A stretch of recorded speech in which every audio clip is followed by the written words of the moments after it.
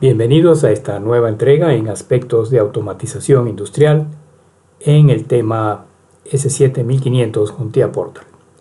En esta oportunidad se va a hablar de las fuentes de alimentación que son necesarias para suministrar la potencia adecuada al CPU y a las tarjetas que componen el rack 1500.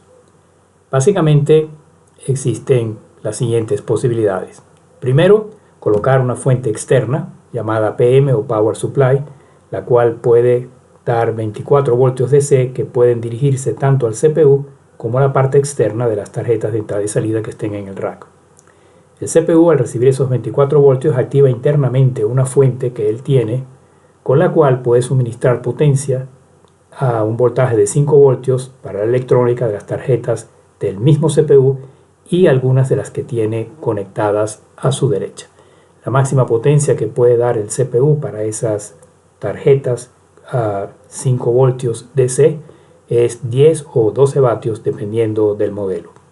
Si el consumo de las tarjetas que están a la derecha del CPU supera los 10 o los 12 vatios, es necesario entonces integrar fuentes adicionales tipo PS o fuentes sistema. En esta segunda alternativa se ha colocado, además de la fuente externa Power Module PM, una fuente sistema que es opcional y que se utiliza en el caso de que, por ejemplo, el CPU no alcance a suministrar la potencia necesaria para las tantas tarjetas que se pueden conectar a su derecha.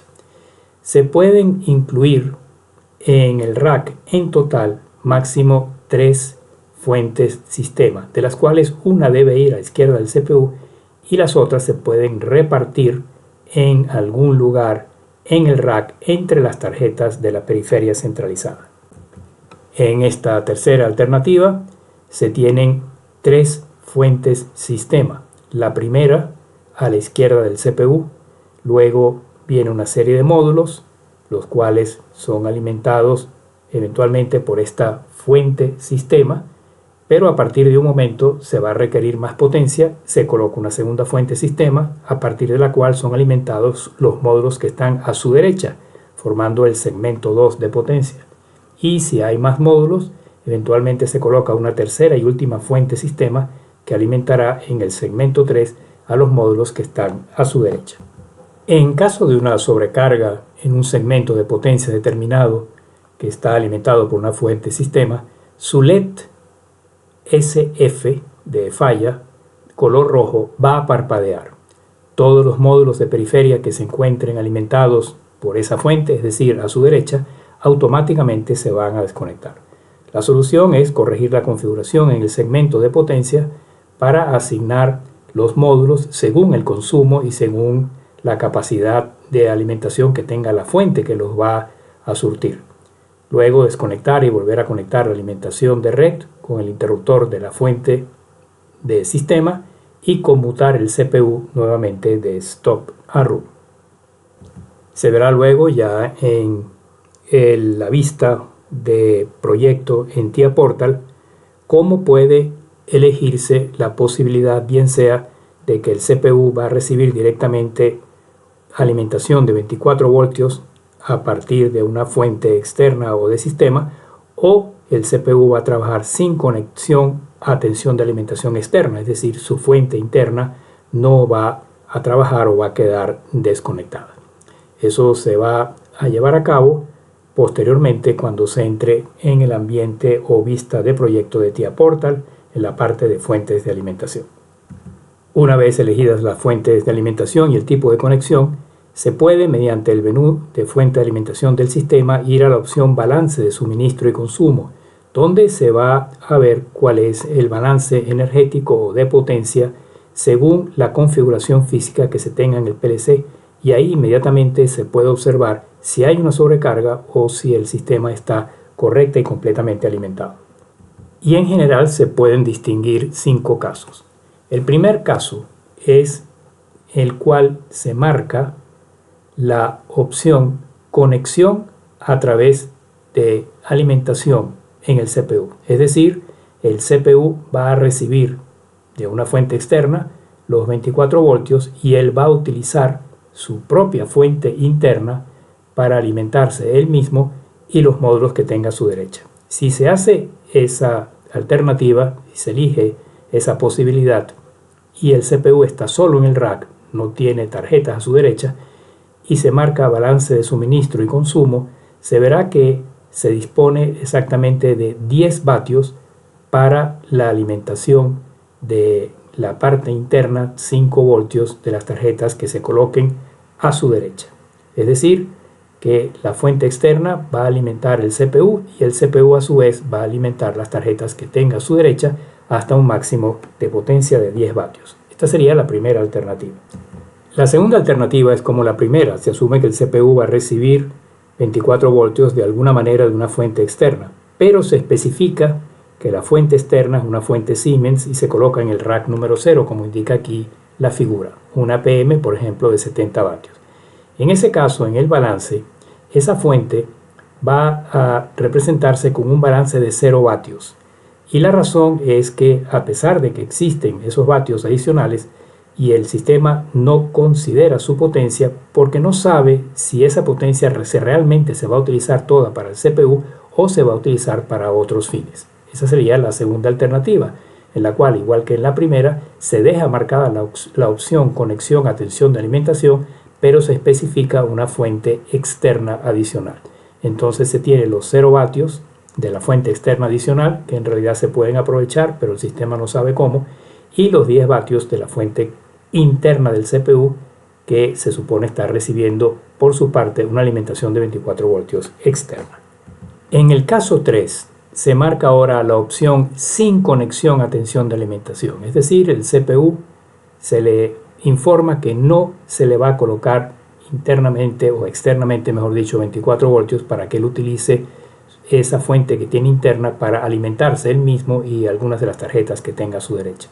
Por lo tanto, en el balance va a ocurrir un balance negativo en el caso de este modelo de CPU en particular de 550 vatios. Esta es la potencia que necesitaría el propio CPU para trabajar, pero como se le ha dicho que no va a tener una conexión a tensión de alimentación externa de 24 voltios, entonces él no puede utilizar su fuente interna, inclusive aun cuando se especifique que externamente se va a colocar una fuente de alimentación externa, por ejemplo, de 70 vatios.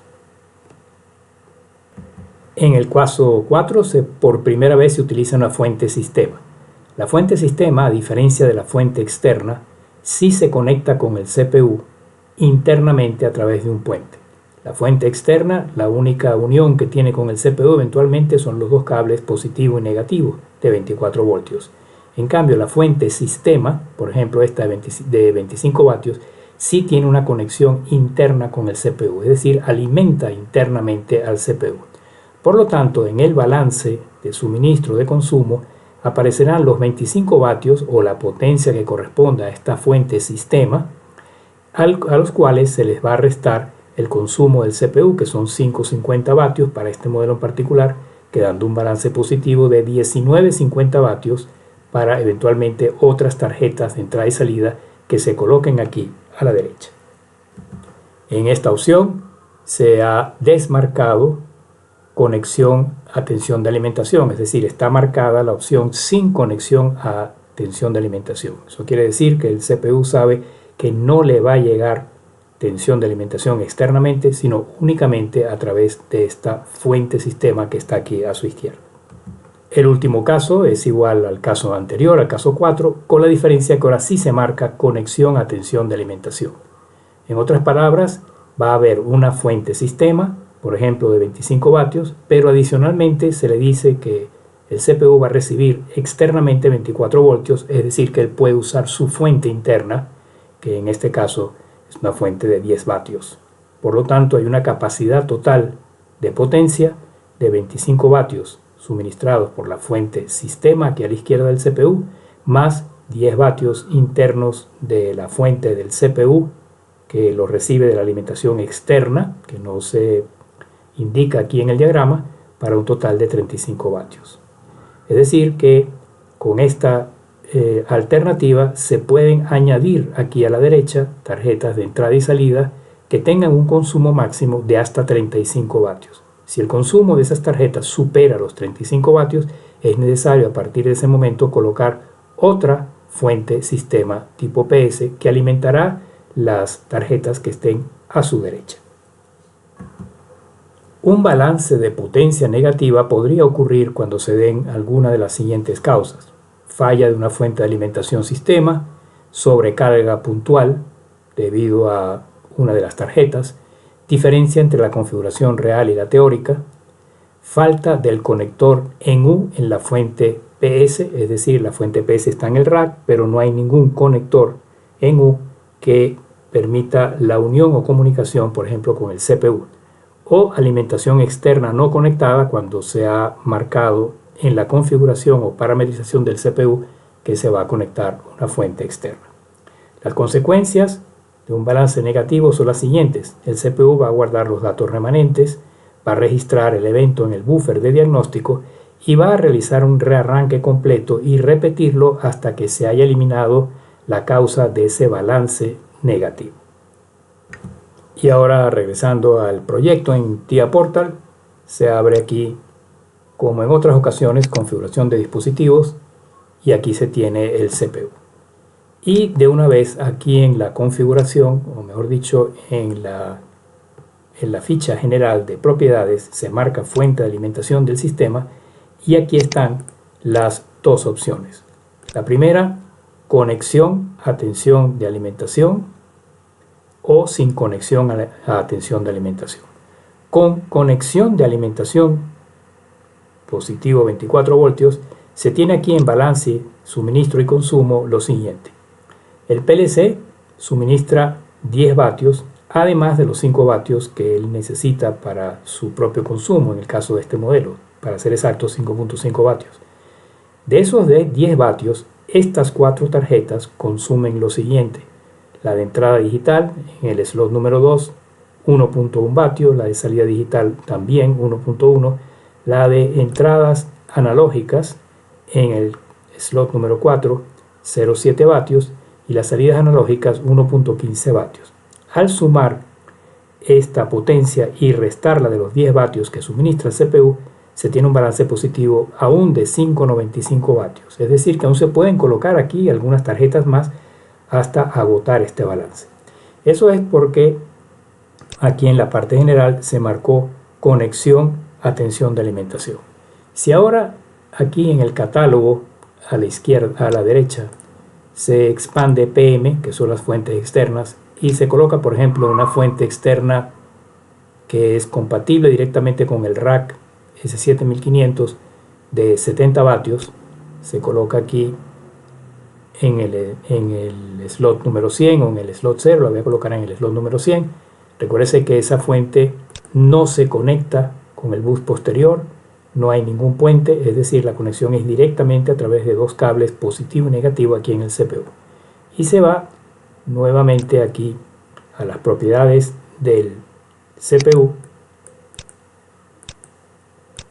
y aquí está integrada esa fuente.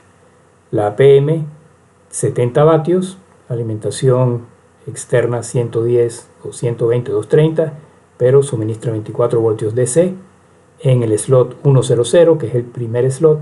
Sin embargo, en el balance de potencia está indicado 0 vatios, porque el sistema no sabe realmente, como no hay una conexión interna con el CPU, para qué se va a utilizar esa fuente. Evidentemente que esa fuente debe utilizarse, entre otras, para conectar los 24 voltios aquí al CPU y que el CPU active su fuente interna de 10 vatios, más los 5.5 que él consume, y sobra todavía potencia para alimentar externamente estas tarjetas en su entrada de más 24 voltios DC. Esa sería esa posibilidad. Si ahora se va nuevamente aquí a fuente de alimentación,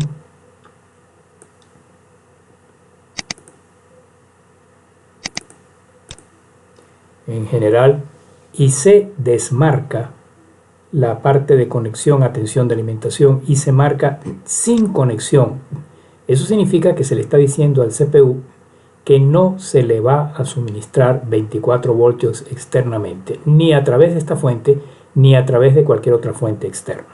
Al ir entonces al balance, todo está en rojo, porque a pesar de que existe esta fuente, no se le ha conectado, o sea, se le ha dicho en otras palabras que no se le va a conectar.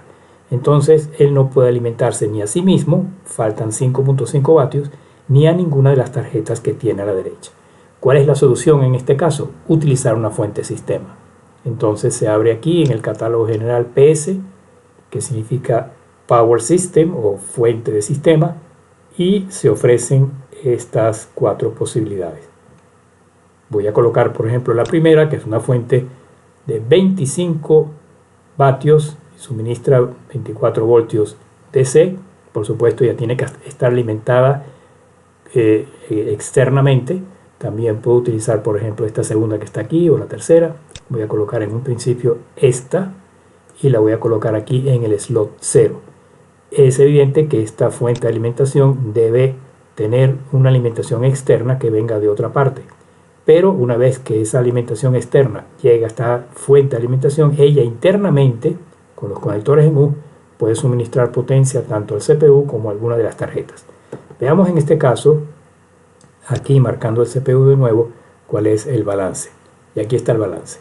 La fuente de alimentación sistema está de primero en el slot 0, aquí se ve en el slot número 0, y suministra 25 vatios, de los cuales 5.5 los consume el CPU y el resto las 4 tarjetas. De manera que al final va a haber un balance positivo de 15,45 vatios. Y esta tarjeta aquí al final puede quitarse si se desea. Eso voy a darle a eliminar.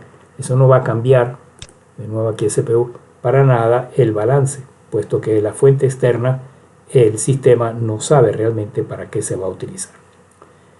Entonces estas serían en resumen pues las posibilidades de conexión de las fuentes de alimentación. Bien, se va a quitar ahora esta fuente, sistema, clic derecho, borrar por ejemplo, validar. Ahora va a estar de nuevo todo en rojo, pero aquí en fuente de alimentación sistema se marca de nuevo conexión a atención de alimentación externa, y al ir a general y balance de consumo, otra vez todo está en azul o en negro, es decir, que hay la suficiente potencia como para alimentar el CPU, y a su vez que el CPU con su fuente interna alimente estas 4 tarjetas, sobrando una potencia de 5,95 vatios como balance positivo.